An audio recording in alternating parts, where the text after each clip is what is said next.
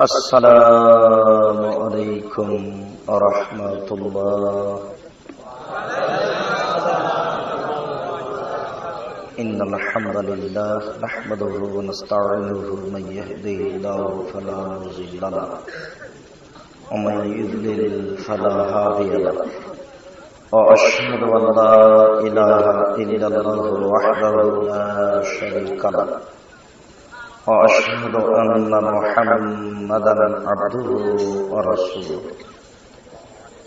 أما بعد فأعوذ بالله من الشيطان الرجيم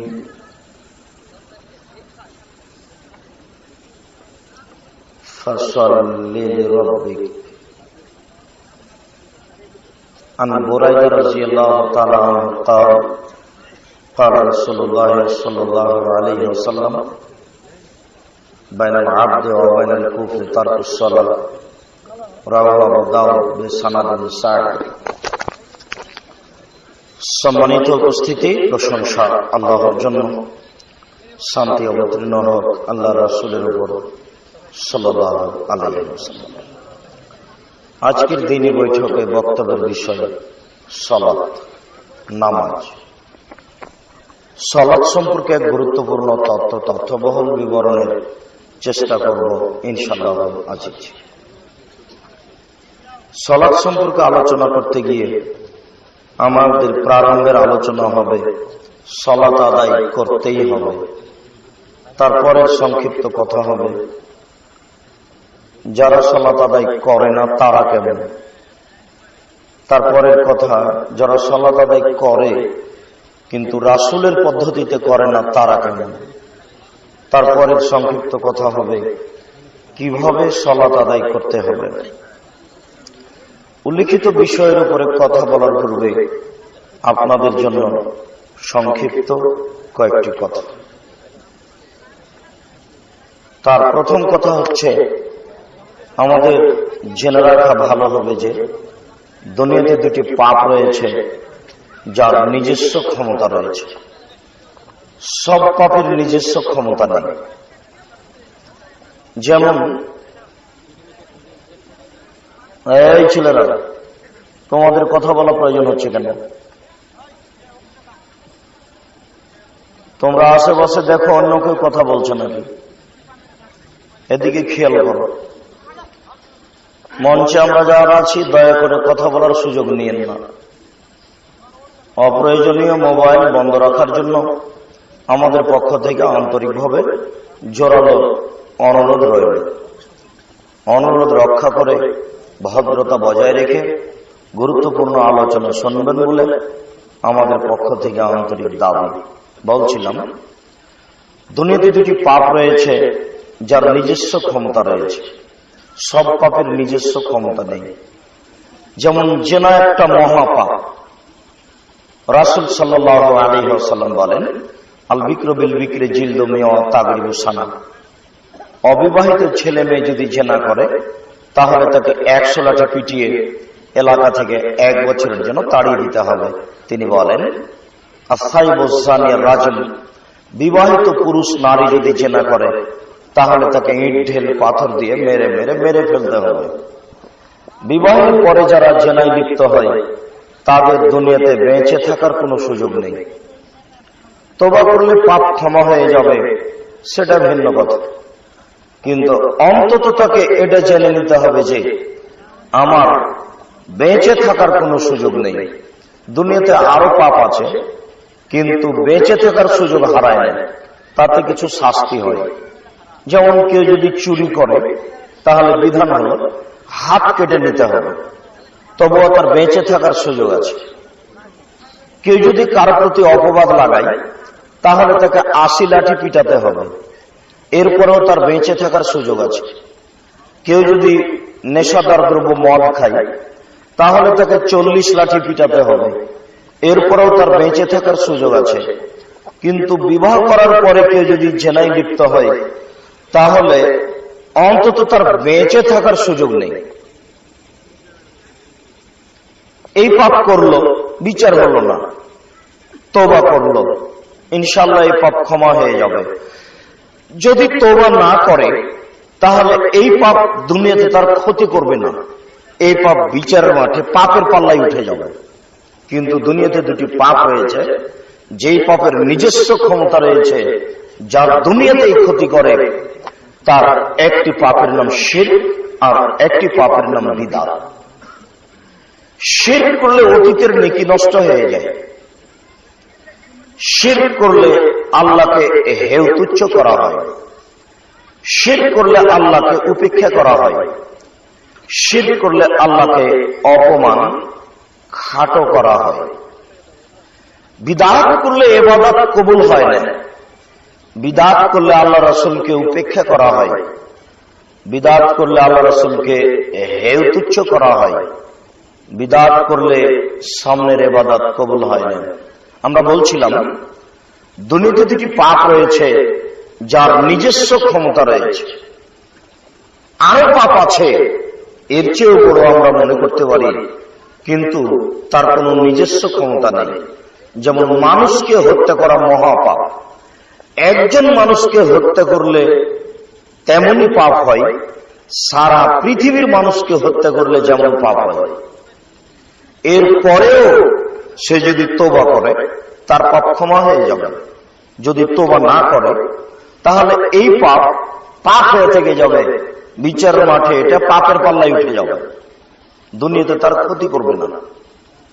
আমরা খুব ভালোভাবেই জানি যে একজন মানুষ 99 জন মানুষকে হত্যা করেছিল, তারপরে একজন লোককে বলেছিল দরবেশ, আলেম নয়, দরবেশকে বলেছিল বাঁচার পথ আছে কি?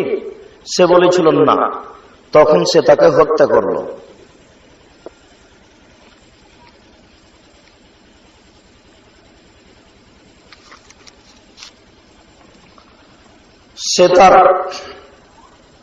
সে ব্যক্তিকে হত্যা করলো, 100 জন হল।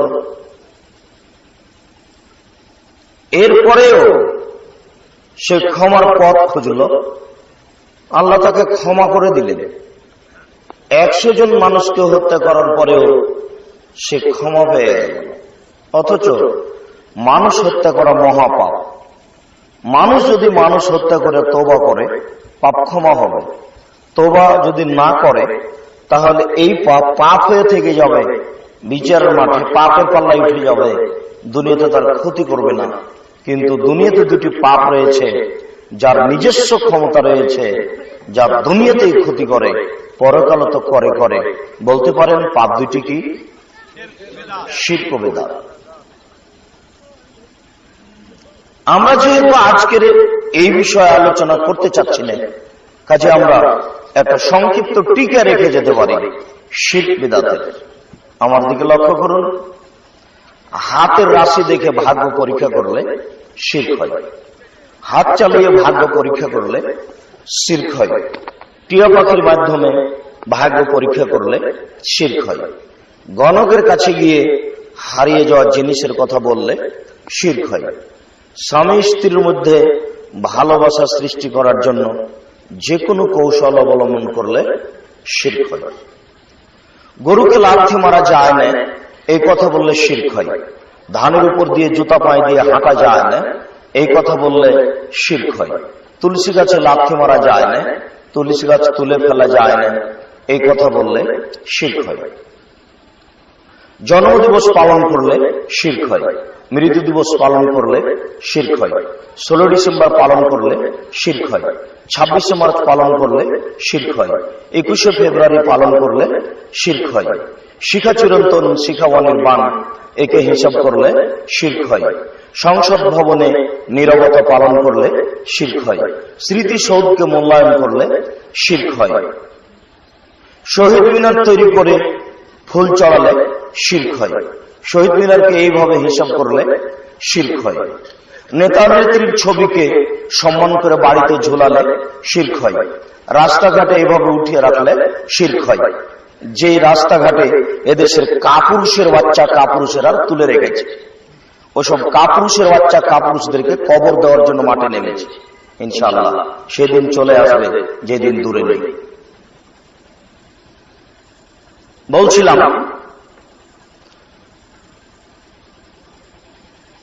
অষ্টাধাতুর আংটি ব্যবহার করলে শিরক হয়, তামার বালা ব্যবহার করলে শিরক হয়, ঘড়ি জাতীয় বালা হাতে ব্যবহার করলে শিরক হয়, মায়ের কসম করলে শিরক হয়, দুই চোখের কসম করলে শিরক হয়, তামার বালা ব্যবহার করলে শিরক হয়, অষ্টাধাতুর আংটি হাতে করে দিলে শিরক হয়।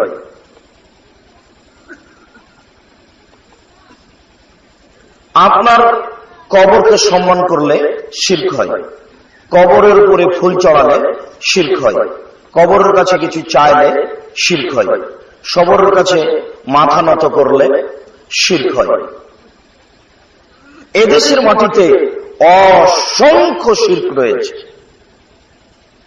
কোরআন মাজিদে হাত রেখে কসম করলে শিরক হয়, ছেলের মাথায় হাত রেখে কসম করলে শিরক হয়, মসজিদে গিয়ে কসম করলে শিরক হয়, যে কোনো শস্য নতুন হলো নবান্ন হিসাবে তাকে খেলে ব্যবহার করলে শিরক হয়, যমজ জোড়া কলা খেলে যমজ সন্তান হতে পারে এমন মন্তব্য করলে শিরক হয়, হাত থেকে গিলাস পড়ে গেল কুটুম্ব আসতে পারে এমন হিসাব করলে শিরক হয়, ঘরের উপরে কাক ডাকছে কেউ আসতে পারে এই হিসাব করলে শিরক হয়। আমি বলছিলাম টিকটিকি টিকটিক করে উঠলো, আমি বললাম ঠিক বলেছি, এরকম কোন হিসাব করলে শিরক হয়। আপনার স্ত্রী ফরজ গোসল না করে ঘর ঝাড়ু দিতে পারে না, ভাত রান্না করতে পারে না, বেগুন গাছ থেকে বেগুন তুলে আনতে পারে না, সিম গাছ থেকে সিম ছিঁড়ে আনতে পারে না, এমন হিসাব করলে শিরক হয়। আপনার স্ত্রী ফরজ গোসল না করে সবকিছু করতে পারে, পারে না নামাজ পড়তে, পারে না কোরআন তেলাওয়াত করতে, এছাড়া সবকিছু করতে পারে। লোকটি মারা গেছে, ওই ঘরে 3 দিন যাবৎ বাতি জ্বালিয়ে রাখলে শিরক হয়, আগরবাতির ব্যবস্থা করলে শিরক হয়। গাড়ি ছুটছে রাজশাহী থেকে বা ঢাকা থেকে, যখনই সূর্য ডুবছে তখনই গাড়িতে আলো দেওয়া হচ্ছে, বাতি দেওয়া হচ্ছে, এরকম হিসাব করলে শিরক হয়। এদেশের মাটিতে অসংখ্য শিরক রয়েছে, শিরক করলে অতীতের নেকি নষ্ট হয়ে যায়। নির্বাচন পদ্ধতিতে এসে যদি বলা যায় যে জনগণই ক্ষমতার উৎস, তাহলে শিরক হয়। আর এটাই হচ্ছে গণতন্ত্রের নীতি, যেটা একটা শিরকি প্রথা। রবি ঠাকুরের গান বললে শিরক হয়। এসব আগাছা সন্তানদের বলেছি, 18 বছর থেকে বলছি, শিক্ষা অর্জন করনি, শিক্ষা অর্জন করো, নিজে গান বানাও। যদি নিজে গান বানাতে না পারো তাহলে নজরুলের কাছে ধার নেও। নজরুল বলেছেন, চল চল চল ঊর্ধ্ব গগনে বাজে মদল, থাকবো না বদ্ধ ঘরে, দেখবো এবার জগৎটারে। আগাছা কাপুরুষের সন্তান, কাপুরুষ, নিজে বানাও, না বানালে নজরুলের ধার নেও। তুমি রবি ঠাকুরের কাছে ধার নাও কি করে? রবি ঠাকুর ধর্মের কি বুঝে, যার গোটা গানটাই হচ্ছে সেরে। তুমি এই গানকে কবর দেওয়ার জন্য জন্ম নিয়েছিলে, এটাই তোমার উচিত ছিল। মুসলমানের বাচ্চা, তুমি নিজেকে ভুলে গেছ। তুমি তো পহিলা বৈশাখ মানো, যে পহিলা বৈশাখের মুখে লাথি মারার জন্য জন্ম নিয়েছি। তুমি জানো না আমি মুসলিম চির রণবীর, মরণকে করি না ভয়, মরলে শহীদ বাঁচলে গাজী, আমার উভয়ই সমান। জেল যতটুকু সেও ততটুকু, বাইরে যতটুকু ভিতরে ততটুকু, বাইরে যতটুকু ভিতরে ততটুকু, উভয়ই সমান। আমি মুসলিম চির রণবীর। আমি কি হিন্দুর বাচ্চা যে আমি পহিলা বৈশাখে ওই পান্তা ভাত নিয়ে গিয়ে পাকুড় গাছের নিচে খাবো? আমি কি হিন্দুর ঘরে জন্ম নিয়েছি? কাপুরুষের সন্তান, কাপুরুষ। তুমি ছাটি খাস পাঠে যেটা জেনার রাখ, সে রাতকে সম্মান করো। তোমাকে কে শিক্ষিত বলেছে? তোমার বিদ্যাকে কবর দেওয়ার জন্য আমরা মাঠে এসেছি। তুমি সাবধান থাকো। তুমি জাতির জন্য আগাছা, তুমি জাতির জন্য বোঝা। এই বিদ্যা ছুড়ে মারো, যেই বিদ্যা দিয়ে দুর্নীতিবাজদের দুর্নীতি দমন করা হবে।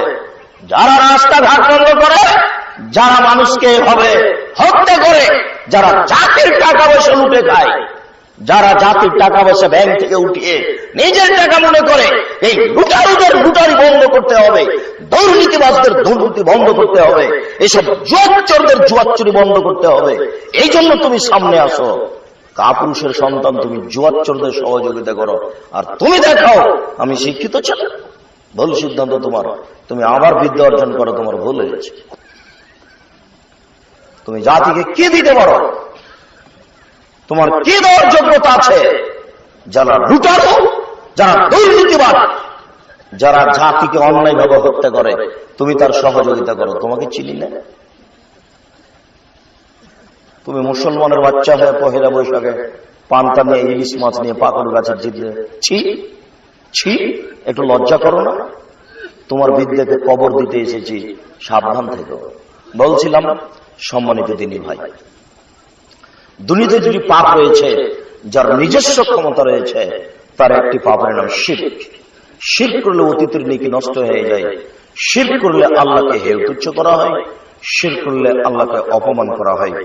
আল্লাহ তাআলা কঠোর ভাবে আমাদের নবীকে বলছেন, জনগণের তো নেকি নষ্ট হয় হয়, লাইন আশরাকতা, আপনি যদি শিরক করেন লায়াবাতান নামালক, আপনারও নেকি বাতিল হবে। আল্লাহ তাআলা আমাদের নবীকে ধমক দিয়ে বলছেন, শুনুন, আপনিও যদি শিরক করেন তাহলে আপনারও নেকি বাতিল হবে। যারাই শিরক করবে তাদেরই নেকি বাতিল হবে। দুনিয়াতে আর একটি পাপ রয়েছে যার নাম বিদআত। বিদআত করলে ইবাদত কবুল হয় না। আমি আপনাদের এলাকায়, অন্তত এই এলাকাতে নতুন, আমি বিশ্বাসী যে আমাদেরকে অবগত আছেন, এরপরে জায়গা হিসেবে নতুন, কাজে আপনাকে আমি সম্পূর্ণ বেদাতের কোন তালিকা দিচ্ছি না, এতটুক সংক্ষিপ্ত যে ওই যে মহিলা বৈঠকে বলেছে, আপনার ওই পুরুষের বৈঠকে লোকটা বলেছে মাগরিবের পরে 6 রাকাত সালাতুল আওয়াবিন নামাজ পড়লে 12 বছরের নেকি হয়, এই কথাটা মিথ্যে, এ হাদিস জাল। এইভাবে যদি মানুষ মাগরিবের পরে 6 রাকাত সালাত আদায় করে তাহলে তার ইবাদত কবুল হবে না, এটাই বেদাত। উল্লেখ্য যে শিরক মানুষের ধারণায় ভালো কাজ, বিদআত মানুষের ধারণায় ভালো কাজ, দুটাই মানুষের ধারণায় নেকির কাজ। যখনই গাড়িটা ঢাকা থেকে ছুটেছে যাবে কুমিল্লা, ময়মনসিংহ, তখনই কন্ট্রাক্টরকে বারবার ড্রাইভার বলছে, এই শোনো, 10টা টাকা কবরে দিয়ে দাও। তার বিবেকে কাজ করছে, কবরে 10টা টাকা দিলে অন্তত গাড়িটা অ্যাক্সিডেন্ট হবে না। তার একটা ধারণা কাজ করছে। বিদআত মানুষের ধারণায় নেকির কাজ। মানুষ যদি জিনা করে তাহলে লজ্জা করবে, বলবে ছি ছি ছি ছি, নাউজুবিল্লাহ, এই ধরনের একটা পাপ হয়ে গেল, আস্তাগফিরুল্লাহ, তওবা করবে। কেন? তার ধারণা একটা খারাপ কাজ হয়েছে। কিন্তু মাগরিবের পরে যদি 6 রাকাত সালাতুল আওয়াবিন নামাজ পড়ে তাহলে তো মনে করবে ভালো কাজ করেছি, ও তো ক্ষমা চাইবে না। এমন কৌশল। ওই যে লন্ডন থেকে পড়ে এসে ডাক্তার চিকিৎসা করতে পারলো না, আর আজমির শরীফের ওই পাগল অষ্টাধাতুর আংটি দিল, তাতে সব ভালো হয়ে যাবে। আবার এমন আংটি দিল, বলে দিল যে কোনোদিন খুলতে পাবেন না, খুললে আবার ফিরে আসবে, তার মানে ও যেন কোনোদিন আর মুসলমান হতে না পারে। আশ্চর্য কৌশল। বোকা মানুষের মাথায় গোবর আছে, ওই নিয়ে ব্যস্ত আছে, হিসাবও করে না যেটা কেমন ঔষধ। ঔষধ যদি হয় তাহলে 8 দিন চললো, 15 দিন চললো, 3 মাস চললো, 6 মাস চললো, মরা পর্যন্ত চলে কি করে? এই কোন ধরনের ঔষধ?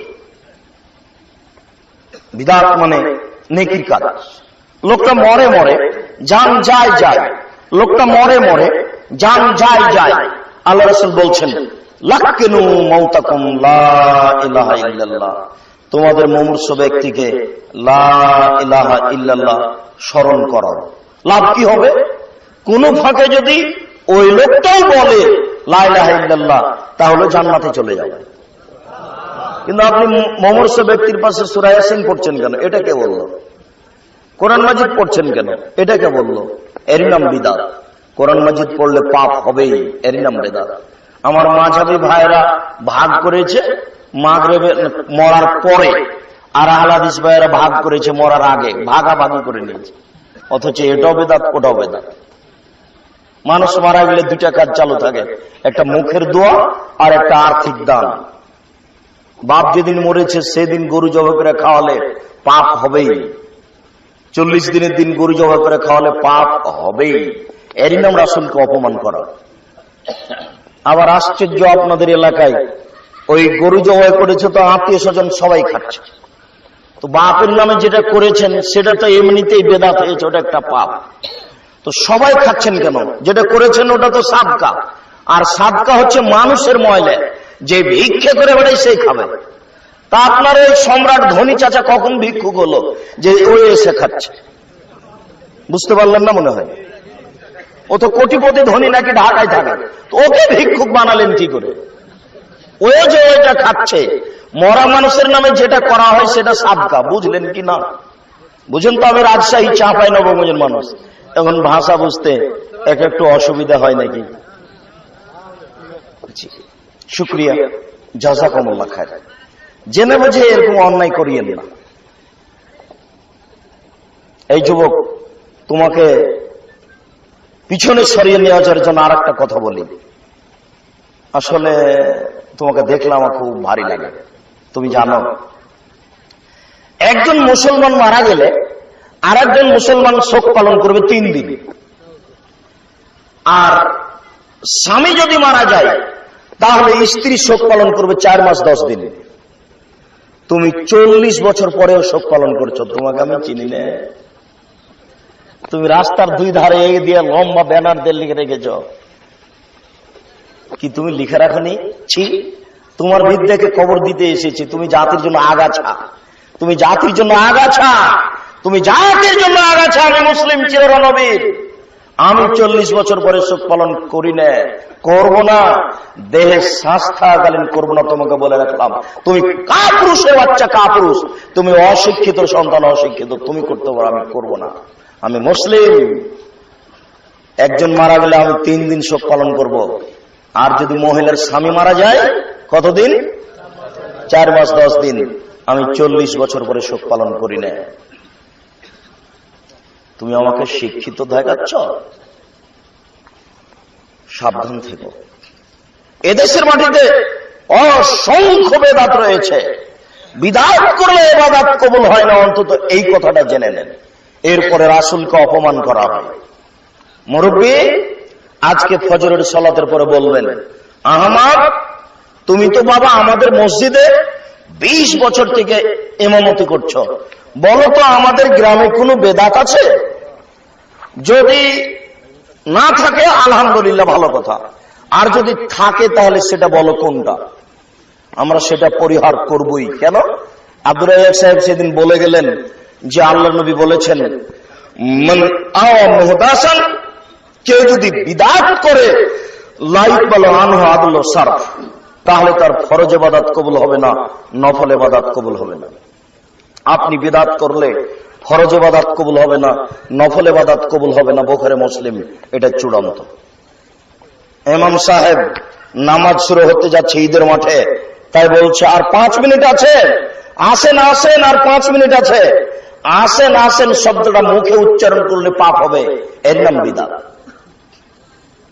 2 জন মানুষ এসেছে, আপনি সালাত আদায় করে নেন। আল্লাহ রাসূল বলছেন, লা আযানা ওয়ালা ইকামা ওয়ালা নিদা, ঈদের মাঠে আজান নাই, একামাত নাই, ডাক নাই। আপনি এটা বলতে গেলেন কেন? এদেশের মাটিতে অসংখ্য বেদাত রয়েছে। আজকের জন্য সংক্ষিপ্ত এটুকুই রেখে আমরা সামনের দিকে যাচ্ছি। আপনি জেনে নিন মুরব্বির কাছে, ইমাম সাহেবের কাছে কত বেদাত আছে। উনি যদি বলেন বেদাত নেই, তাহলে এই কথা মিথ্যা হয়েছে। গোটা গ্রামটা বেদাতে পূর্ণ হয়ে আছে। আমি আপনাকে কথায় কথায় দেখাতে পারি। আপনার ঘুম থেকে নিয়ে আবার ঘুমানো পর্যন্ত আমি শত শত হাজারো হাজার দেখাতে পারি। এক মমর্ষ ব্যক্তিকে শুরু করে জানাজা মাটি দেওয়া পর্যন্ত 241টা বেদাত আছে। এলাকা ভিত্তিক আরো বেশি হতে পারে। তার মধ্যে সূচনাতে আপনাকে একটা দেখিয়েছি, একটু আরেকটা দেখাই। মানুষ অসুস্থ হলে দেখতে যেতে হবে, তো মসজিদে টাকা নিয়ে হাত তুলে দোয়া করলেন, মানে ওটা হলো বিদআত। আল্লাহ রাসূল করেননি যেটা, সেটা আপনি করতে গেলেন কেন? ইবাদতের নামে, কল্যাণের নামে সাবধান থাকুন। সম্মানিত উপস্থিতি, আজকে আমাদের আলোচনা সালাত। সালাত বলতে হবে নামাজ নয়। মনে রাখা ভালো হবে, প্রথমত নাউনের পরিবর্তন হয় না, নামের পরিবর্তন হয় না। কোরআন বাংলা তো কোরআন, কোরআন ইংরেজি তো কোরআন, কোরআন উর্দু তো কোরআন। নাম, নাউন, এর পরিবর্তন হয় না। আল্লাহ বলছেন, আল্লাহর নবী বলছেন ইসলাম নির্ভর করে 5টা জিনিসের উপরে। সে নামগুলি আল্লাহ রাসূল উল্লেখ করেছেন। 1 কালেমা, 2 সালাত, 3 সিয়াম, 4 যাকাত, 5 হজ। হজ ঠিকই আছে, যাকাত ঠিক আছে, কালেমাও ঠিক আছে। মধ্যে নামাজ সালাত পরিবর্তন হয়ে নামাজ হয়েছে, আর সিয়াম পরিবর্তন হয়ে রোজা হয়েছে। আপনি কি মনে করছেন কোন রহস্য নেই? বিশাল রহস্য লুকিয়ে আছে। অর্থের দিকে লক্ষ্য করে দেখেন, সালাত মানে হচ্ছে প্রার্থনা করা, আর নামাজ মানে হচ্ছে উপাসনা করা। উপাসনা অন্য জাতীয় করে, দুইটার মধ্যে অনেক পার্থক্য। রোজা মানে হচ্ছে উপবাস থাকা, আর সিয়াম মানে হচ্ছে বিরত থাকা। অনেক পার্থক্য। অন্য জাতীয় উপবাস থাকে। কাজেই প্রথমত নীতিগত কথা হচ্ছে নামের পরিবর্তন হবে না। দ্বিতীয়ত এই দুটো নাম পরিবর্তন হয়েছে, এর পিছনে রহস্য আছে। অবশ্যই মনে রাখবেন, দোজখ বেহেশত, জাহান্নাম জান্নাত, বিশাল পার্থক্য। জাহান্নাম মানে যেখানে আগুন আছে, পানি আছে, সর্ব ধরনের শাস্তি আছে। আর দোজখ মানে হচ্ছে নরক, শুধু আগুন। অনেক পার্থক্য। কিয়ামত পর্যন্ত জাহান্নামকে দোজখ দিয়ে বোঝানো যাবে না। বেহেশত স্বর্গ, যেখানে শান্তি আছে বা সমস্যা নেই। আর জান্নাত মানে বাগান, হেঁটে বেড়াবে মানুষ, ছুটে বেড়াবে মানুষ, সুবিধা মতো কাজ করবে মানুষ, প্রয়োজনে চাষ করবে। আল্লাহ রাসূল বলছেন যে যা মন চাইবে তাই হবে। তো একজন লোক বলছে, আল্লাহ রাসূল জমি চাষের ব্যবস্থা আছে? বলে হ্যাঁ আছে। তুমি যদি চাও তো জমি চাষ করবে, এই তাড়াতাড়ি হয়ে যাবে। তখন আরেকটা লোক বলছে, আল্লাহ রাসূল এই যে লোকটা জিজ্ঞাসা করেছে জমি চাষের ব্যবস্থা আছে, ওই মনে হচ্ছে যে আনসারী মানুষ। তখন আল্লাহ রাসূল হেসে উঠেছেন, ওরা ঠিকই বলেছে, ওরা জমি চাষ করে তো সেই জন্য জান্নাতে জমি চাষ চাচ্ছে। আল্লাহ রাসূল বলেন যে ওটা আছে। জান্নাত মানে বাগান, ফিরি ঘুরবে। বেহেশতের সাথে জান্নাতের কোনো সম্পর্ক নেই। জান্নাতকে বেহেশত দিয়ে বোঝানো যায় না, স্বর্গ দিয়ে বোঝানো যায় না। যারা নাম পরিবর্তন করেছে তাদের উদ্দেশ্য খারাপ আছে। খোদা, খোদ মানে নিজ, আর আমানে এসেছে। খোদা মানে নিজে এসেছে। যেই দিন এসেছে তার আগের দিন ছিল না, আর যে এসেছে সে একদিন চলে যাবে। নাউজুবিল্লাহ, আল্লাহকে খোদা বলা যায় না। আল্লাহ হচ্ছে জাতি নাম। ওইসব বোকা মানুষের নীতি হয়ে যাচ্ছে। মেহরাবের ডান দিকে লেখা আছে মসজিদে যে আল্লাহ, আর বাম দিকে লেখা আছে মোহাম্মদ। আপনি জানেন এটা কত খারাপ বাক্য? এর অর্থ হলো আল্লাহ মোহাম্মদ, মোহাম্মদই আল্লাহ। ওই যে যারা কবর পূজা করছে, যারা জিকির করছে, যারা বলছে যে সবকিছু টাকা পয়সা আল্লাহ মোহাম্মদকে দিয়েছেন, আর মোহাম্মদ সব টাকা পয়সা খাজা মঈনুদ্দিন চিশতি আর জালালউদ্দিন সিলেটি এরাকে দিয়ে আল্লাহ রাসূল দুনিয়া থেকে চলে গেছে। ওরাই এগুলো করেছে। আল্লাহ মোহাম্মদ, মোহাম্মদ আল্লাহ। ওটা আপনার মসজিদের দুই দিকে আছে। সেদিন সাভারে গেছি তো আহলে হাদিসের মসজিদে, এটা নাউজুবিল্লাহ মিন যালিক। এটা কি মাযহাবী মসজিদ, হানাফি ভাইদের মসজিদ? বললেন না। না, হতেই পারে না, এটা মাযহাবী ভাইদের মসজিদ। না, এটা আহলে হাদিস মসজিদ। অসম্ভব, এটা হতে পারে না। কোনদিন কেউ আসেনি? আমি বললাম, সভাপতি সাহেব, আগামীকাল সন্ধ্যা হতে হতে যদি আল্লাহ মোহাম্মদ না উঠানো হয় তাহলে আপনি সভাপতি থাকবেন না, আমি বলে গেলাম। যদি আপনি থাকেন তাহলে আপনি আমার সাথে অন্যায় আচরণ করেছেন, এটা প্রমাণ হবে। শুনুন, আপনাকে বললাম, আপনি আমাকে আগামীকাল সন্ধ্যায় রিং করে জানাবেন সভাপতি এটা করেছে কিনা। তো পরক্ষণে দেখলাম যে সভাপতি কারো অধীনে থাকে না, উনি একাই মসজিদ তৈরি করেছে। আমাকে বলছেন যে সন্ধ্যা পর্যন্ত সময় দিচ্ছেন কেন? আপনি এখন বলেন আমি খুলে দিচ্ছি। জি আমি সেটাই চাচ্ছি, এখনই খুলে দেবেন। আল্লাহ মোহাম্মদ মানে বুঝলেন তো? আল্লাহ মোহাম্মদ, মোহাম্মদই আল্লাহ। ওটার অর্থ হলো এটাই, যেটা আপনাদের মসজিদে থাকতে পারে। জাতি কত অশিক্ষিত, জন্ম নেওয়ার পরেই পেটে 4 মাসের 6 মাসের হয়েছে, তখনই তার মা বলছে, বাপ বলছে ছেলেকে ইংলিশ মিডিয়ামে ভর্তি করতে হবে, ছেলেকে মাইকেল মধুসূদন দত্ত বানাতে হবে, ছেলেকে লন্ডন পাঠাতে হবে, ছেলে বিদেশ থেকে ব্যারিস্টারি শিখে আসবে। বাপও বুদ্ধিহীন, মাও বুদ্ধিহীন, ছেলে হবে বোকা। আপনার ছেলে আর আপনাকে দেখে আমার মনে হয় ওই পদ্মটার কথা। আপনার ব্যারিস্টার ছেলে আর আপনাকে দেখে মনে হয় আমার ওই পদ্মটার কথা। পদ্মটা আপনার মনে আছে, একটু বললে আপনি বুঝতে পারবেন। বাবু উঠেছে নৌকায়, বাবু বলছে মাঝি বলতে পারিস রে চাঁদ কেন বাড়ি কমে? তখন মাঝি বলছে আমি কি ওসব জানি, ও দেখি তোর জীবন চারা নাই মিছে। মাঝি বলতে পারিস এটা কেন হয়? আমি কি ওসব জানি, ও দেখি তোর জীবনে আটা নাই মিছে। মাঝি বলতে পারিস এটা কেন হয়? আমি কি ওসব জানি, ও দেখি তোর জীবন 12 আনায় মিছে। ইতিমধ্যে বাতাস উঠেছে, নৌকা হিলে উঠেছে। মাঝি বলছে বাবু সাঁতার জানো বাবু? তখন বাবু বলছে না রে মাঝি না, আমি তো সাঁতার জানি না। তখন মাঝি বলছে ও বাবু এখন কেন কাবু? এখন দেখি তোমার জীবন 16 আনায় মিছে, এদের বাপ বেটার জীবন 16 আনায় মিছে, টাকাটি লস, জীবনটাই বৃথা। এই পথে চলিয়েন না, ভুল হচ্ছে।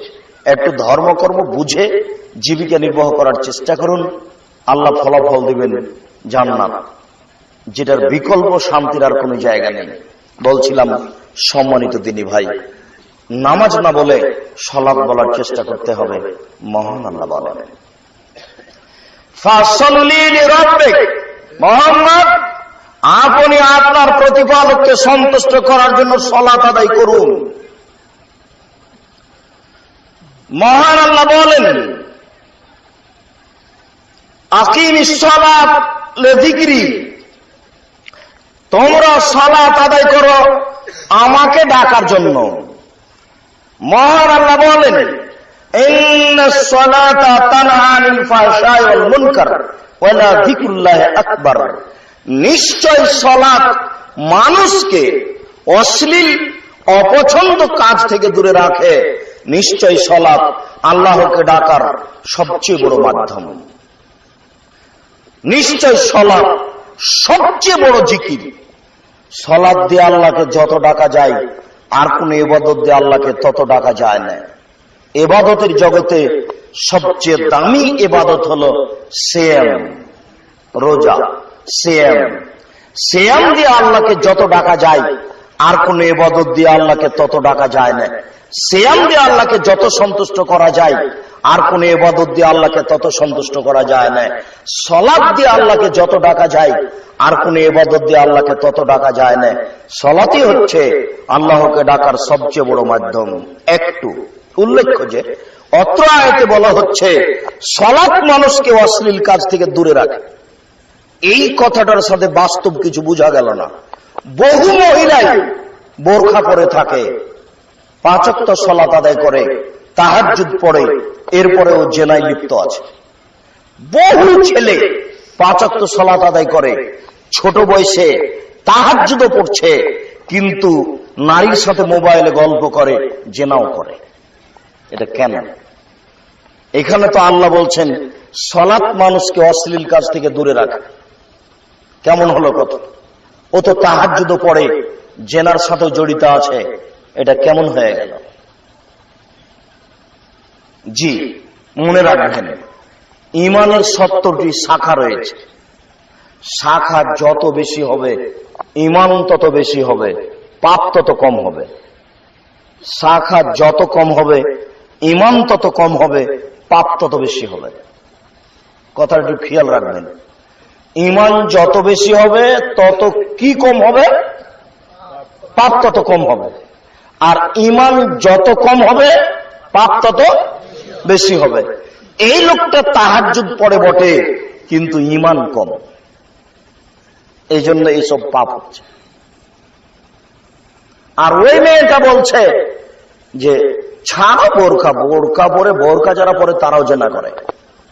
তার মানে ও নগ্ন ল্যাংটা হয়ে আছে, এটাই তার কাছে ভালো। ও বুদ্ধি না, অশিক্ষিতা নারী, ওটা আপনারই মেয়ে। আপনি একজন কাপুরুষ, আপনি বিবাহ করেছেন কেন? আল্লাহ রাসূল তো আপনাকে বিবাহ করতে নিষেধ করেছেন। ওটা আপনারই মেয়ে, যেটা ঢাকা বিশ্ববিদ্যালয়ে নগ্ন পোশাকে পড়ে। আপনি আবার তাহাজ্জুদ পড়েন, আপনি আবার চিল্লে দেন লন্ডন চলে গেছেন। বেটি এখানে বিশ্ববিদ্যালয়ে নগ্ন পোশাকে পড়ে আর চলে, আর ওখানে তাহাজ্জুদ পড়ে জান্নাত কিনবে।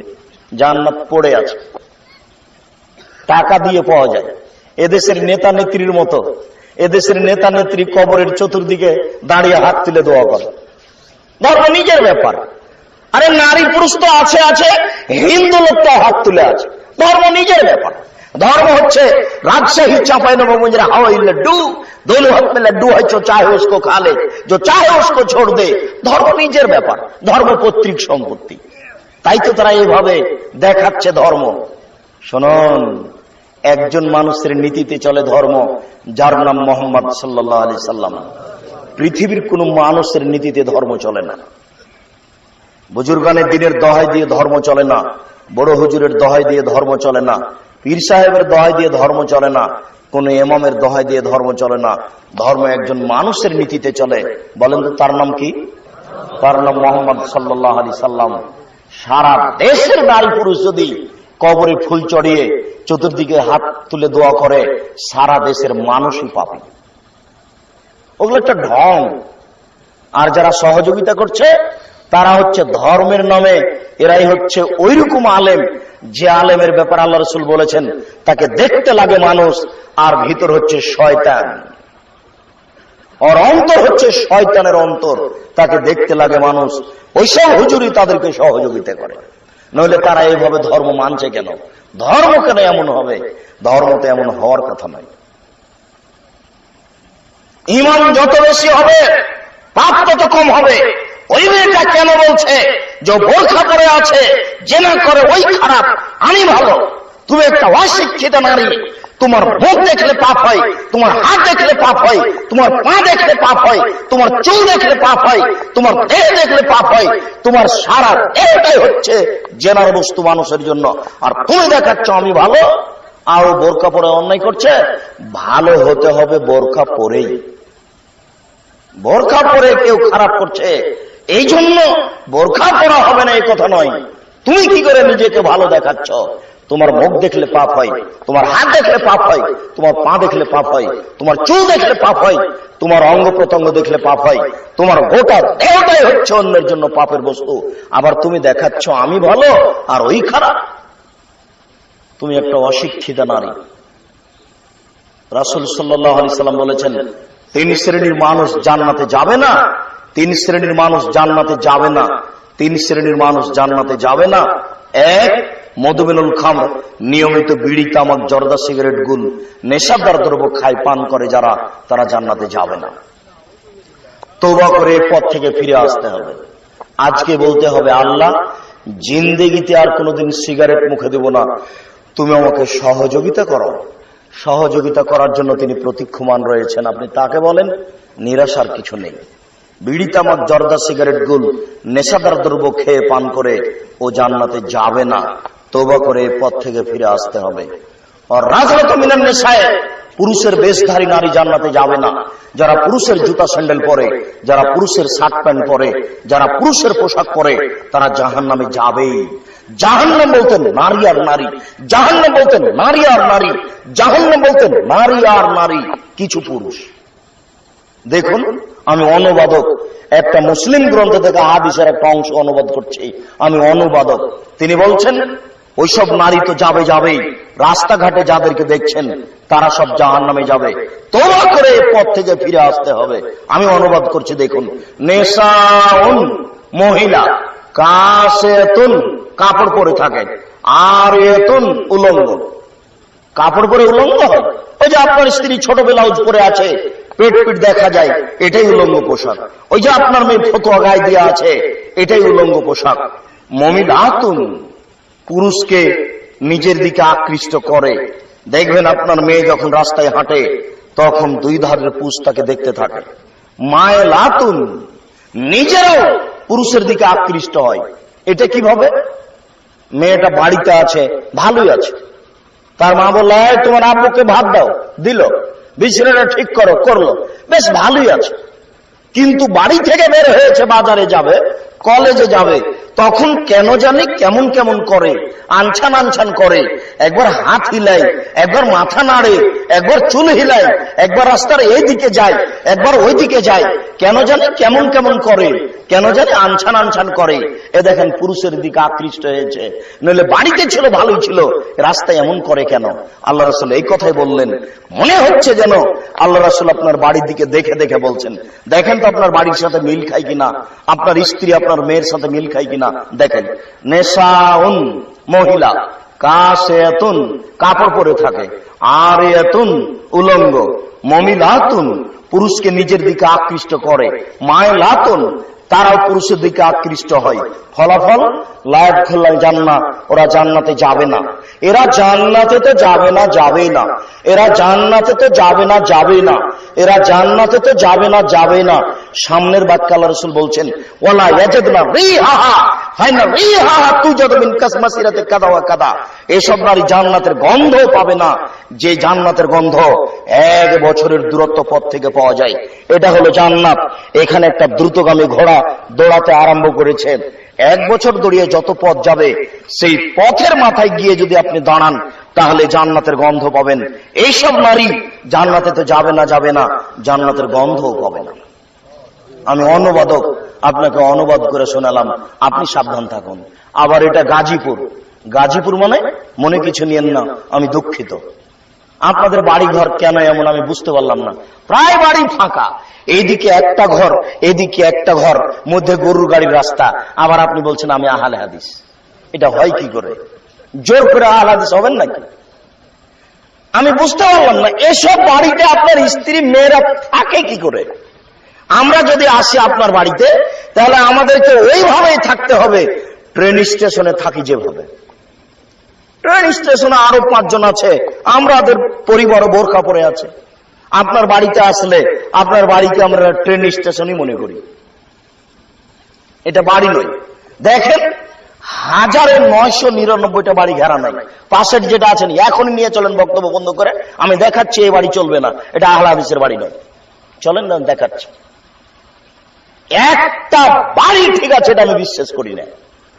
ঘটনা এমন কেন আমি বুঝতে পারলাম না।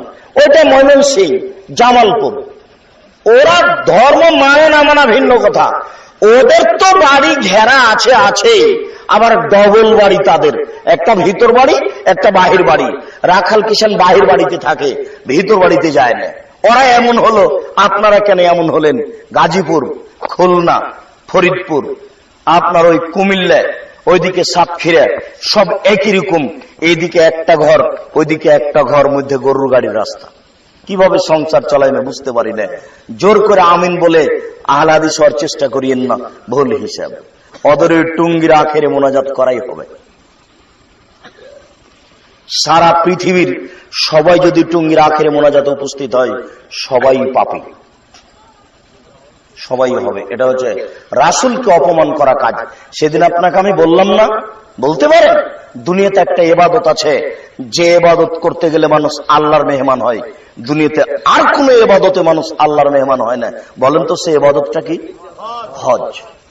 তাহাজ্জুদ পড়লেও মানুষ আল্লাহর মেহমান হয় না, রমজান মাসে সিয়াম পালন করলে মানুষ আল্লাহর মেহমান হয় না, কিন্তু হজ করতে গেলে মানুষ কি হয়? আল্লাহর মেহমান হয়। আর একটা কথা মনে রাখবেন, আরাফার মাঠে যত মানুষের পাপ ক্ষমা হয়, দুনিয়াতে আর কোনদিন আর কোন জায়গায় তত ক্ষমা হয় না। তাহলে সবচেয়ে দামি জায়গা কোনটা হলো বলেন তো? আরাফার মাঠ। আমাদের ধারণাই কাবা ঘরের ইমাম ভালো মানুষ, তো কাবা ঘরের ইমাম আরাফার মাঠে এই ৭৮ লক্ষ হাজি আল্লাহর মেহমান বা 1 কোটি আল্লাহর মেহমানকে নিয়ে আখেরি মোনাজাত করেন না কেন? ও আল্লাহর মেহমানকে নিয়ে আরাফার মাঠে আখেরি মোনাজাত চলে না, আরে ঢাকা টুঙ্গিতে তুরাগ নদীর তীরে পেশাব পায়খানার উপরে আখেরি মোনাজাত চলে। এ তো কানাকে হাইকোর্ট দেখানোই হলো। আশ্চর্য, বুঝতেও চায় না, বুঝার প্রয়োজন মনে করেন। মাথায় গোবর থাকার মতো কেউ ভাবেও না, ভাবা প্রয়োজন মনে করে না যে ওখানে আখেরি মোনাজাত চলে না তো এখানে চলে কেন। এরই নামে বিদআত। যে কাজ ইবাদত আল্লাহ রাসূল করেননি সে ইবাদত করে জান্নাত কেনার চেষ্টা করিয়েন না। জান্নাত সহজে পাওয়া যায় না, জাহান্নাম সহজে পাওয়া যায়। আপনি সাবধান থাকুন। বলছিলাম মহান আল্লাহ বলেন, হাফিজু আলাস সালাওয়াত ওয়াস সালাতুল উস্তা, তোমরা 5 ওয়াক্ত সালাত আদায় করো, বিশেষভাবে আসরের সালাত আদায় করো নির্ধারিত সময়ে সুন্দর করে। 5টায় আসরের সালাত হবে না, 5:30টায় 6টায় হবে না, 3:30টায় 3:45টায় এইরকম সময় আসরের সালাত আদায় করতে হবে। এটাই চূড়ান্ত, বিকল্প পথ থেকে ফিরে আসতে হবে। বলছিলাম মহান আল্লাহ বলেন, কাদ আফলাহাল মুমিনুন আল্লাযীনা হুম ফি সালাতিহিম খাশিউন, ওরাই সফল হলো যারা ভয় ভীতি নিয়ে সালাত আদায় করলো। ভয় ভীতি নিয়ে সালাত আদায় করলে সফল হবেন ইনশাআল্লাহ। এতক্ষণ পর্যন্ত সংক্ষিপ্ত বিবরণে আমরা বুঝতে পারছিলাম সালাত আদায় করতে হবে। রাসূল সাল্লাল্লাহু আলাইহি সাল্লাম বলেছেন, ইসলাম নির্ভর করে 5টি জিনিসের উপরে, তার 2 নম্বর হচ্ছে সালাত। রাসূল সাল্লাল্লাহু আলাইহি সাল্লাম মুআজকে বললেন, মুআজ ইন্নাকা তাতি আহলা কিতাবিন ফাদউ ইলা শাহাদাতিন লা ইলাহা ইল্লাল্লাহ ওয়া আন্না মুহাম্মাদুর রাসূলুল্লাহ, তুমি ইহুদি খ্রিস্টানদের নিকটে যাচ্ছ, তুমি সর্বপ্রথমে মানুষকে বলো, তারা বলবে আমি সাক্ষ্য দিচ্ছি আল্লাহ ব্যতীত কোনো মাবুদ নাই, আমি সাক্ষ্য দিচ্ছি মুহাম্মদ আল্লাহর রাসূল, হাইনুম আতাউ লিযালিক। তারা যদি এলে মেনে নেয় তাহলে তুমি বলবে ইন্নাল্লাহ কাদ ফারাজ আলাইহিম খামসা সালাওয়াতিন ফিল ইয়াউমিল লাইলা, আল্লাহ 24 ঘন্টায় 5 ওয়াক্ত সালাত ফরজ করেছেন। সংক্ষিপ্ত বিবরণে আল্লাহ রাসূলের ভাষাতে বুঝতে পারছিলাম সালাত ফরজ। সম্মানিত উপস্থিতি, সালাত আদায় করতেই হবে যে কোনো মূল্যে। ওযু করে সালাত আদায় করতে হয়, পানি নেই, তায়াম্মুম করে সালাত আদায় করতে হবে, মাটি নেই, বিনা ওযুতে বিনা তায়াম্মুমে সালাত আদায় করতে হবে। দাঁড়িয়ে থেকে সালাত আদায় করতে হয়, দাঁড়িয়ে থাকা যায় না, বসে থেকে করতে হবে, বসে থাকা যায় না, শুয়ে থেকে সালাত আদায় করতে হবে। স্বাভাবিক গতিতে মাটির উপরে বসে সালাত আদায় করাই সুন্নাত, উত্তম। সবাই চেয়ার নেওয়া যেভাবে শুরু করেছে তাতে কয়দিন পরে মসজিদ আর জায়গাই থাকবে না। মসজিদে যদি জায়গা না থাকে তখন আপনারা কি করবেন?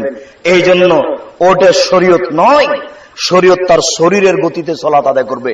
শরীর দাঁড়িয়ে তো দাঁড়িয়ে পড়েন, শরীর গতি রাখছে বসে বসে পড়েন, শরীর গতি রেখেছে শুয়ে শুয়ে পড়েন, মসজিদে গেছেন পা কেবলার দিকে করে দিয়ে শুয়ে থাকেন। অসুবিধা হচ্ছে বাড়িতে সালাত আদায় করেন, বিছানা করেন। ওই পথে আপনি গেলেন কেন? সম্মানিত উপস্থিতি, আপনি বসে শুয়ে সালাত আদায় করুন। শত্রু তাড়া দিয়েছে, দৌড়িয়ে চলে যাচ্ছেন, এই অবস্থাতে সালাত আদায় করুন। গাড়িতে দাঁড়িয়ে আছেন, হাত দুটি উপরে করে আছেন, শিকলি ধরে আছেন, আপনার সালাতের সময় পার হয়ে যাচ্ছে, এই অবস্থাতেই সালাত আদায় করুন।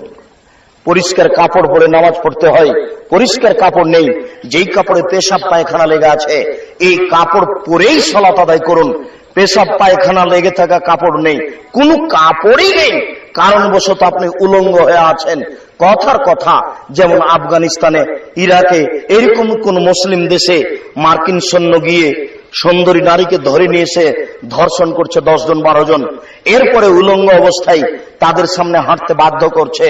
এই সময়ে যদি নামাজের টাইম হয়ে যায় তাহলে এই মুসলিম নারীকে মার্কিন সৈন্যের সামনে উলঙ্গ অবস্থাতে নামাজ পড়তে হবে, পড়তেই হবে। নামাজ এমন একটা ইবাদত যার বিকল্প কোনো পথ নেই। মাওলানা আশরাফ আলী থানভী রাহিমাহুল্লাহ, মাওলানা আশরাফ আলী থানভী হানাফি রাহিমাহুল্লাহ একটা কথা বলেছেন, কথাটা ঠিক নয়, কিন্তু নামাজের গুরুত্ব দেখাতে গিয়ে তিনি বলছেন যে একজন মহিলার বাচ্চা যদি অর্ধেক প্রসব হয় আর অর্ধেক প্রসব হতে বাকি থাকে, এই সময়ে যদি নামাজের টাইম হয়ে যায় তাহলে অর্ধেক বাচ্চাকে নিয়ে এই মহিলাকে সালাত আদায় করতে হবে।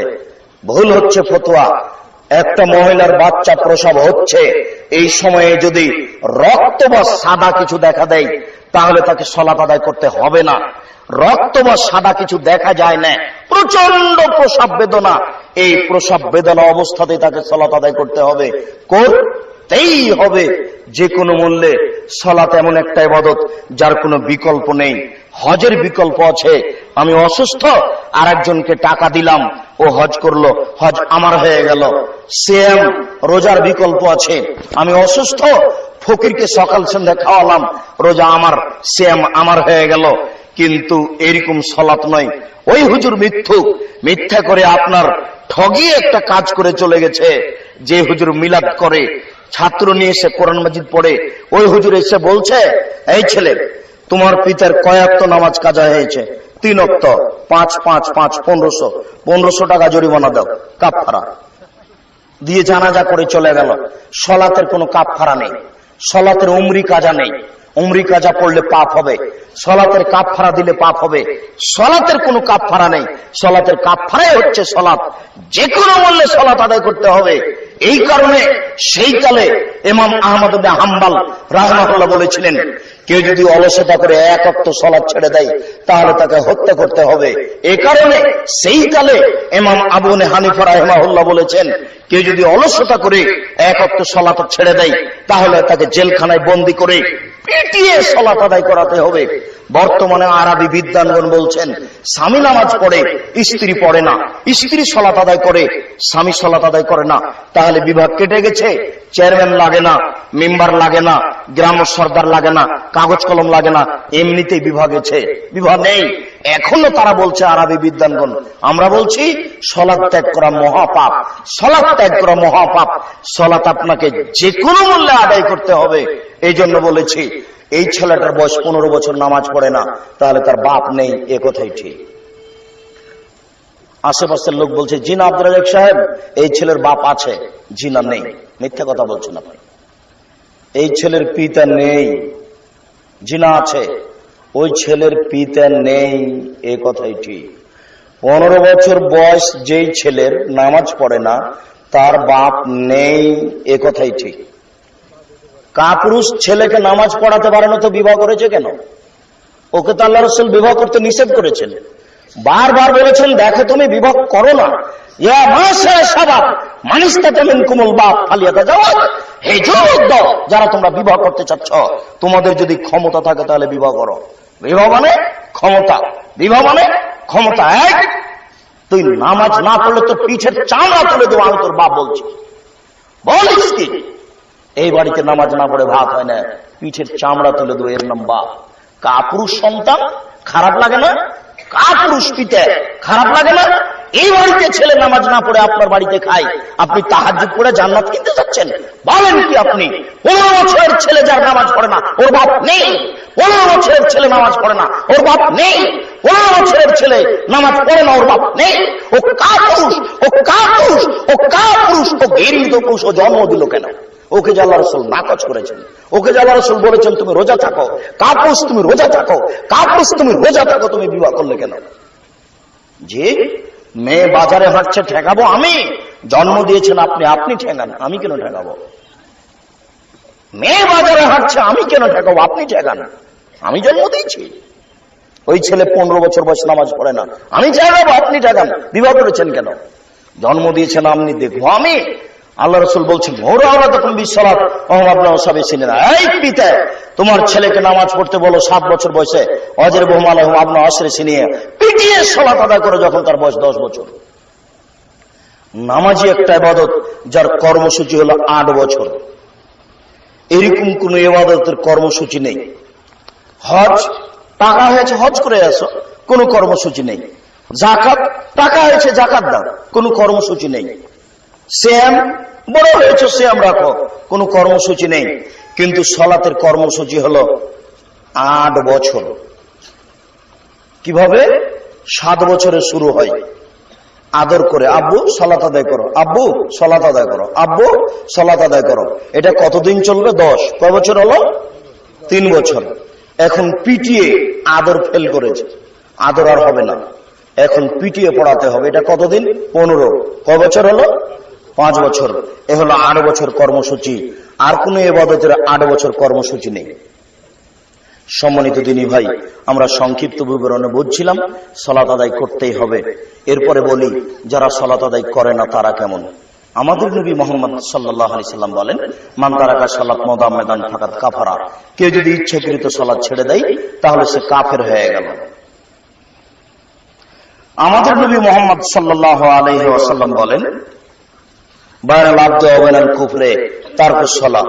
মুসলমান এবং কাফেরের মধ্যে পার্থক্য হচ্ছে সালাত ছেড়ে দেওয়া। যারা সালাত আদায় করে তারা মুসলমান, যারা সালাত আদায় করে না তারা কাফের। আমাদের নবী মুহাম্মদ সাল্লাল্লাহু আলাইহি সাল্লাম বলেন, উমিরতু আন উকাতিলান নাস হাত্তা ইয়াকুলু লা ইলাহা ইল্লাল্লাহ ওয়া ইউকিমুস সালাহ। আমাকে আদেশ করা হয়েছে যে আমি মানুষকে পিটিয়ে সালাত আদায় করাবো, যে কোনো মূল্যে, মারবো না হয় মরবো। যদি তারা লা ইলাহা ইল্লাল্লাহ বলে, সালাত আদায় করে, আশা মুমিন্নি দিমাহুম ওয়ালাহুম, তাহলে তাদের টাকা, সম্পদ, রক্ত নিজেকে নিরাপদে করে নিল। কেউ যদি সালাত আদায় না করে তাহলে তার জমি জায়গা লুটে নেওয়া যায়। কেউ যদি সালাত আদায় না করে তাহলে তাকে হত্যা করা যায়। এই হাদিসের ভিত্তিতে ওই ইমাম আহমদ বিন হাম্বল সেই কালে বলেছেন, অলসতা করে কেউ নামাজ না পড়লে তাকে হত্যা করতে হবে। আমরা বলছি হত্যা করতে হবে না, তাকে পিটিয়ে সালাত আদায় করাতে হবে। এটাই শরীয়ত। সালাত আদায় না করলেও কাফের হয়ে যায়। সংক্ষিপ্ত বিবরণে বুঝলাম সালাত আদায় না করলে মানুষ কাফের হয়ে যায়। এরপর আমরা বলি যারা সালাত আদায় করে কিন্তু রাসূলের পদ্ধতিতে করে না তারা কেমন? আল্লাহ তাআলা বলেন, ফাওয়াইলুল লিল মুসাল্লিন।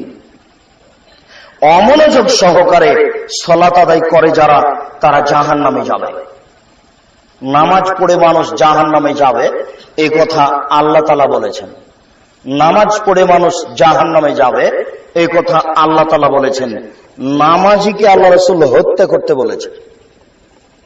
আমার দিকে দেখেন, নামাজিকে আল্লাহ রাসূল হত্যা করতে বলছেন। অবাক কাজ, অবাক কথা। আবু সাইদ খুদরি জি, এক রকম মিন কিবালিল মাশরিক, পূর্ব দিক থেকে কতগুলি লোক বের হবে, তারা সালাত আদায় করবে। তুকিরুনা সালাতাকুম মা সালাতিহিম, তোমরা তোমাদের সালাতকে তাদের সালাতের তুলনায় একেবারে কম মনে করবে। সিয়ামাকুম মা সিয়ামিহিম, তোমরা তোমাদের সিয়ামকে তাদের সিয়ামের তুলনায় একেবারে কম মনে করবে। আমালাকুম মা আমালিহিম, তোমাদের তাসবিহ তাহলিল জিকির আজকারকে তাদের তুলনায় একেবারে কম মনে করবে। একটা পাখা দেখতে একেবারে কম মনে করবে। শেষ পর্যন্ত আল্লাহ রাসূল বললেন, শোনো, ইন্নামা তাজিদুনা ফাকতুলহুম, তোমরা যদি এই নামাজি, রোজাদার, তাসবিহকারীকে পাও তাহলে হত্যা করো, কুরবানি করো। বুখারী মুসলিম। শুনুন, আল্লাহ রাসূল সালাত আদায়কারীকে হত্যা করতে বলছেন, আল্লাহ রাসূল সিয়াম পালনকারীকে হত্যা করতে বলছেন। এখনো থামেননি।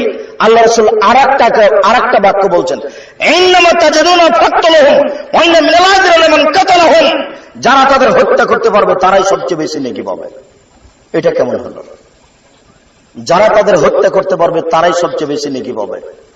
সালাত আদায়কারীকে তো হত্যার যোগ্য, ওকে হত্যা করতে হবে, এটা তো হলোই। আবার যারা হত্যা করবে তারা সবচেয়ে বেশি নেকি পাবে।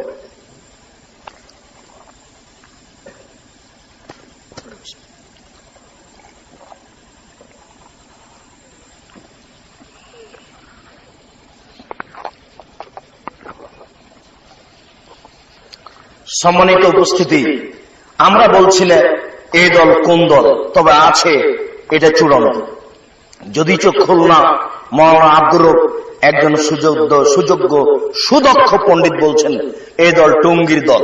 আমরা বলি না এই দল টুঙ্গির দল, আমরা বলতেও চাচ্ছি না। তবে এই কথা চূড়ান্ত, এক শ্রেণীর নামাজিকে আল্লাহ রাসূল হত্যা করতে বলেছেন। আপনি খুঁজেন তারা কারা। এক শ্রেণীর রোজাদারকে আল্লাহ রাসূল হত্যা করতে বলেছেন।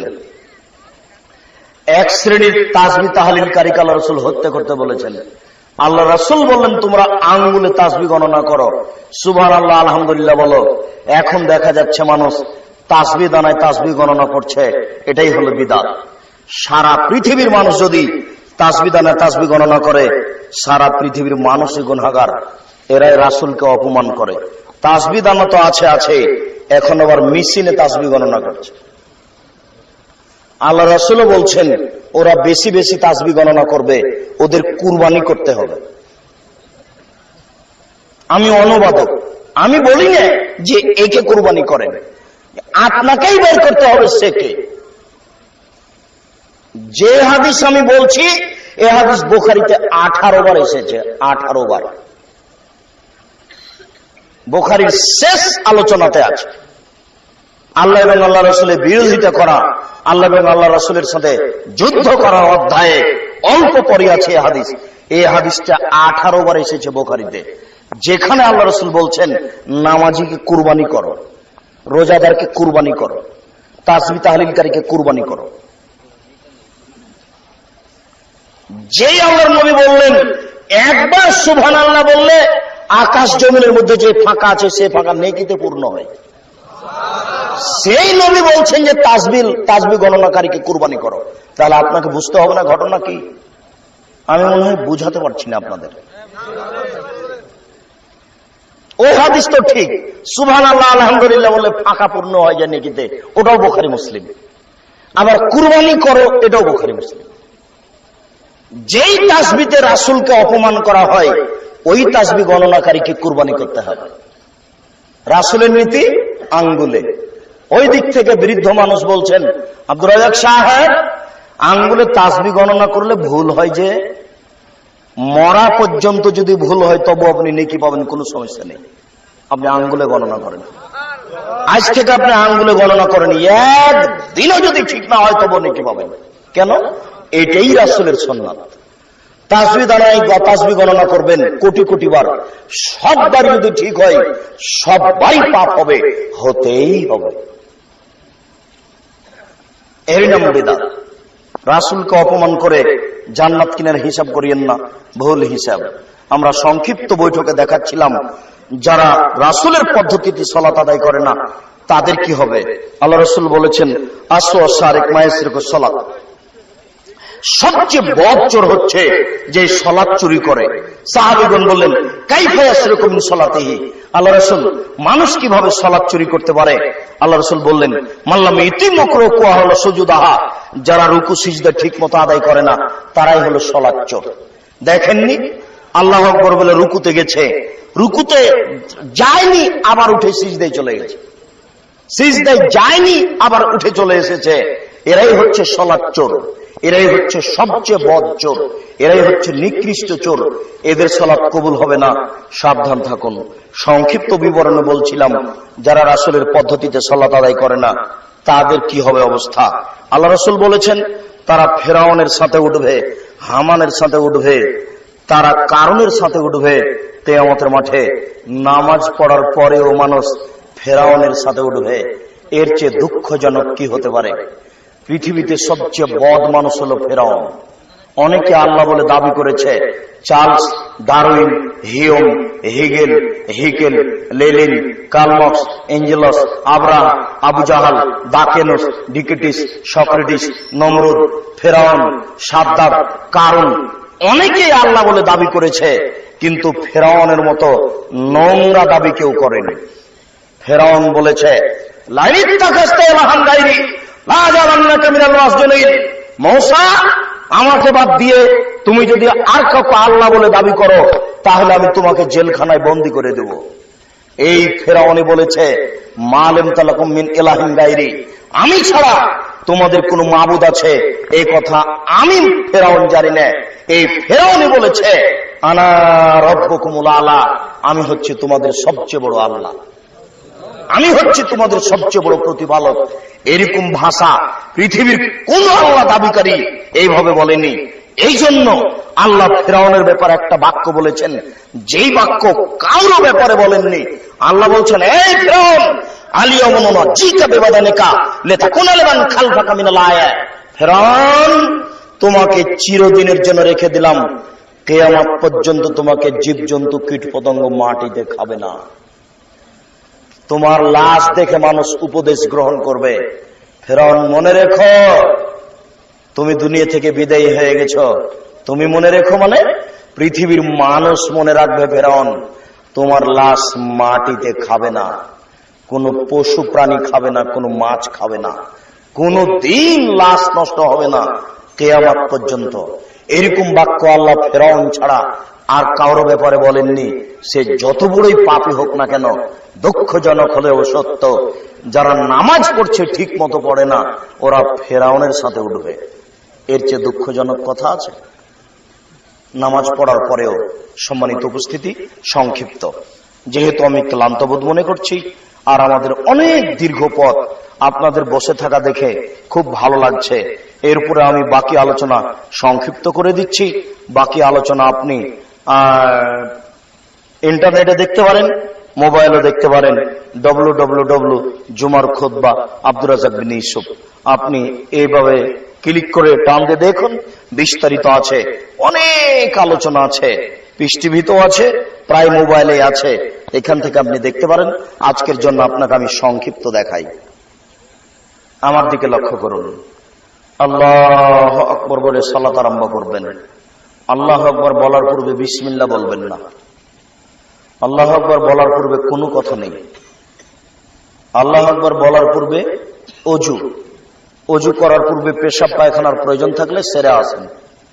পেশাব পায়খানায় যখন বসবেন তখন বলবেন বিসমিল্লাহ আল্লাহুম্মা ইন্নী আউযু বিকা মিনাল খুবুসি ওয়াল খাবাইস। যদি বিসমিল্লাহ ছেড়ে দেন তাহলে শয়তান লজ্জা স্থান দেখতে পাবে, ক্ষতি করতে পারবে না। আর যদি বিসমিল্লাহ বলেন তো ক্ষতি করা তো দূরের কথা, দেখতেই পাবে। এবার উঠে আসছেন, গোফরানাকা বলেন, পানি দিয়ে পবিত্রতা অর্জন করেন, ঢেল টিস্যু পেপার দিয়ে নয়। আগে ঢেল পরে পানি, এ কথা মিথ্যে। আগে টিস্যু পেপার পরে পানি, এ কথা মিথ্যে। পানি দিয়ে পবিত্রতা অর্জন করেন। পানি নেই, ঢেল বা টিস্যু দিয়ে পবিত্রতা অর্জন করেন। ঢেল নিয়ে 40 কদম হাঁটতে হবে, পায়ের উপরে পা উঠাতে হবে, খক খক করে গলার শব্দ করতে হবে। এটা হলো বেহায়াই, এটা হলো লজ্জা না থাকার প্রমাণ।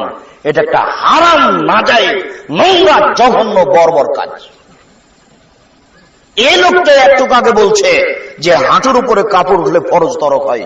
এই লোকটা আবার হাঁটুর উপরে কাপড় করে এইভাবে কুলুক ধরে হেঁটে বেড়াচ্ছে মানুষ সমাজে। আচ্ছা, ও ধরলো, তাকে পবিত্রতা অর্জন করতে হলো, তার স্ত্রীকে ধরা লাগবে না? ওর স্ত্রী পবিত্রতা অর্জন করবে না? ধর্ম একটা মানে নিজের ব্যাপার। ও যদি 4 দিন কুলুক নিয়ে হেঁটে বেড়াই, এরপরে যদি আবার পেশাবে বসে, পানি খরচ করার জন্য বসে, আবার পেশাব আসবে, তার মানে ওটা তার ধান্দা হয়ে গেছে। হবে 40 ঘন্টা যদি হেঁটে বেড়াই, 40 ঘন্টা তো হেঁটে বেড়াবে না, আবার পেশাবের প্রয়োজন হবে। একটা কথার কথা বললাম বেশি করে, 2-3 ঘন্টা যদি হাঁটে, এরপরে আবার যখন এই ঢেলটা টিস্যু পেপার ছেড়ে দিবে তেমনই পেশাব আসবে। কেন? এটা তার ধান্দা। আল্লাহ রাসূল বলছেন পেশাব আসুক, কাপড় ভিজে যাক, তাতে তোমার কি আছে যায়। তুমি অজু করলে একটু পানি নিয়ে লজ্জা স্থান সামনাসামনি এভাবে ঝেড়ে দাও, তাহলে তোমার যত সন্দেহ আছে সব দূর হয়ে যাবে। তুমি সহজকে ভারী করলে কেন? আল্লাহ আকবার বলার পূর্বে কোনো কথা বলা যাবে না। চট করে ওই বেদাতটার কথা মনে পড়লো। মুয়াজ্জিন সাহেব আজান দেওয়ার পূর্বে বলছে, আপনারা উঠুন, ঘুমের চেয়ে নামাজ উত্তম। এই কথা বললেই পাপ হবে, এই কথা বললেই রাসূলকে অপমান করা হবে। কেন? আল্লাহ রাসূল আগে এই কথা বলতে বলেননি। তিনি মুয়াজ্জিনকে বলেছেন তুমি শুরু করো, আল্লাহু আকবার। কাজে এখন যদি কেউ আল্লাহু আকবার বলার পূর্বে বলে আপনারা উঠুন, ঘুমের চেয়ে নামাজ উত্তম, তাহলে প্রথম যেটা হলো সেটা রাসূলকে অপমান করা হলো। আর দ্বিতীয় যেটা হলো সেটা হলো বিদআত, এর আর ইবাদত কবুল হবে না।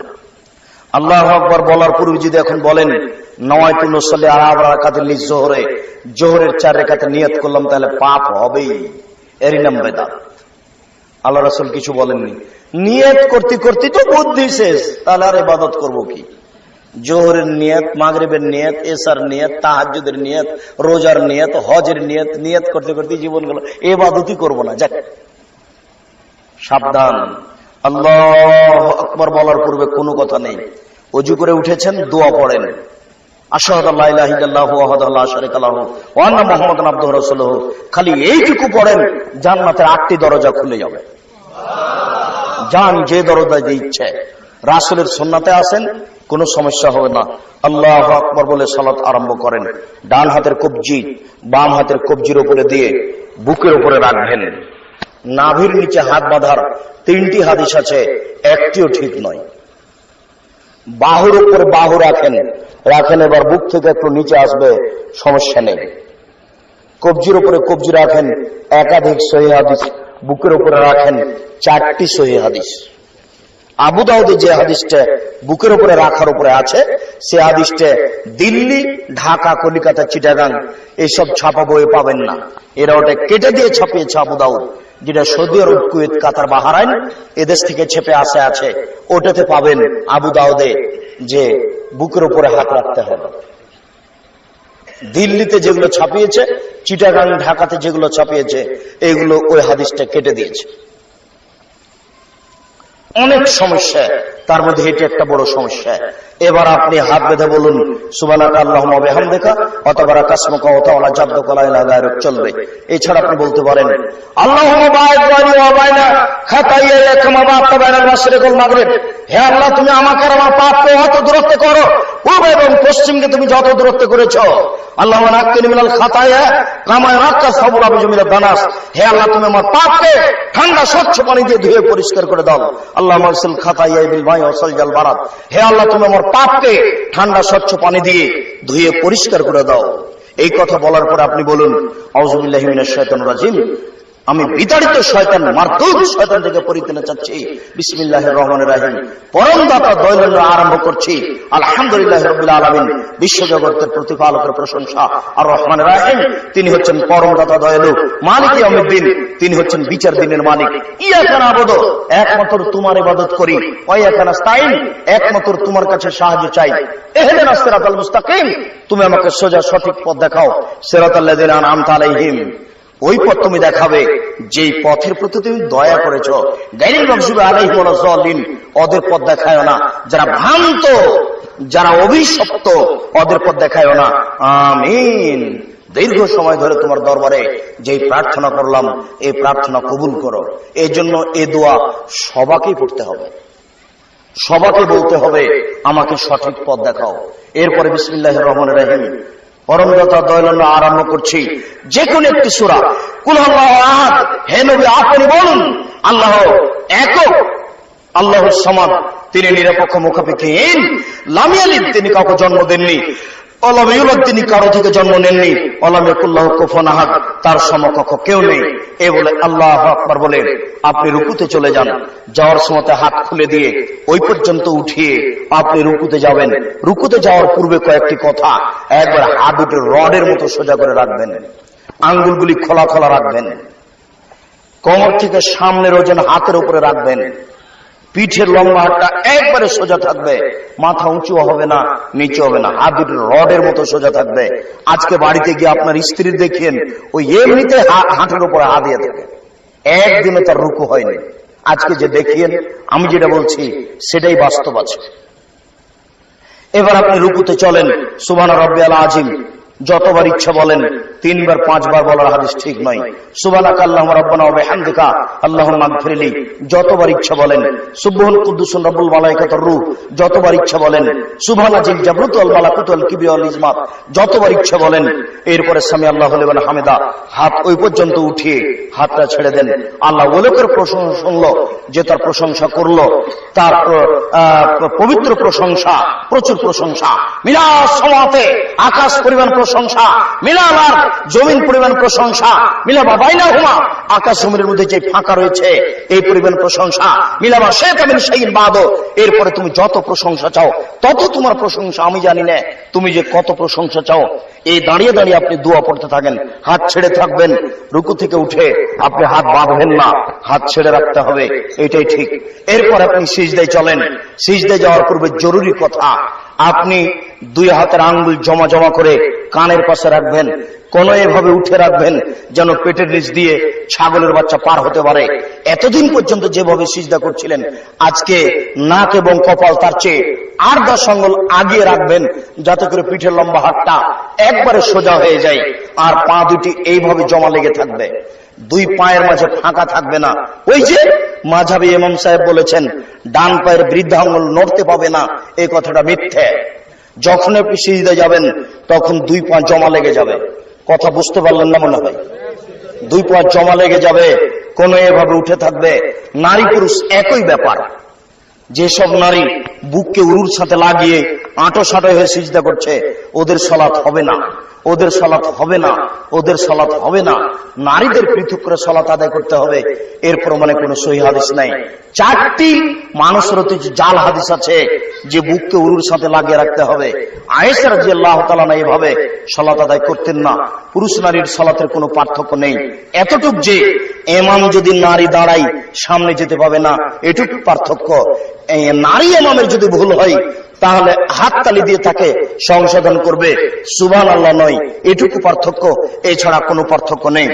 এবার আপনি সিজদায় চলেন, সিজদায় বলেন সুবহান রাব্বিয়াল আলা, যতবার ইচ্ছা বলেন সুবহুন কুদ্দুসুন রব্বুল মালাইকাতুর রূহ, যতবার ইচ্ছা বলেন সুবহানাকা আল্লাহুম্মা রাব্বানা ওয়া বিহামদিকা আল্লাহুম্মা ইগফিরলি বলেন, নইলে বলেন সুবহান আল্লাহু ইন্নী আউযু বিকা আল্লাহু ইন্নী আসআলুকা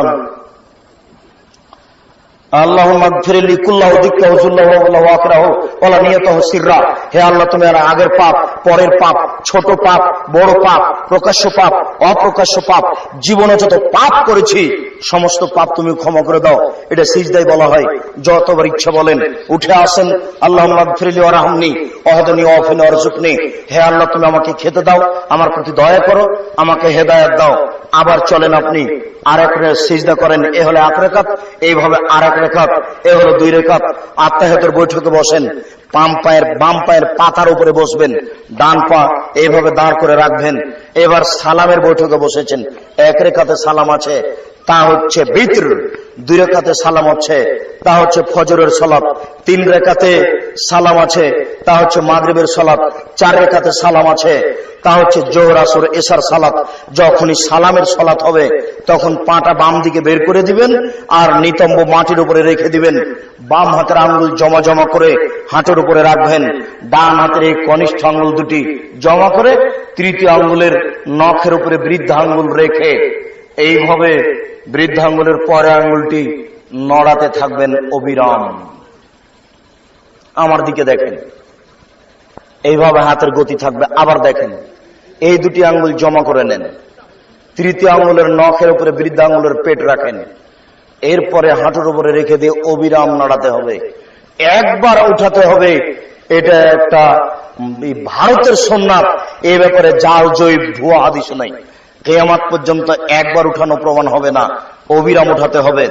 আত্তাহিয়াত পড়েন, দোয়া আপনার দরুদ পড়েন, এরপরে দোয়ায়ে মাসুরা, আল্লাহুম্মা ইন্নী যালামতু নাফসি যুলমান কাসীরা। হে আল্লাহ, জীবনে খুব পাপ করেছি, তুমি আমাকে ক্ষমা করো। ফাগফিরলি, তুমি আমাকে ক্ষমা করো।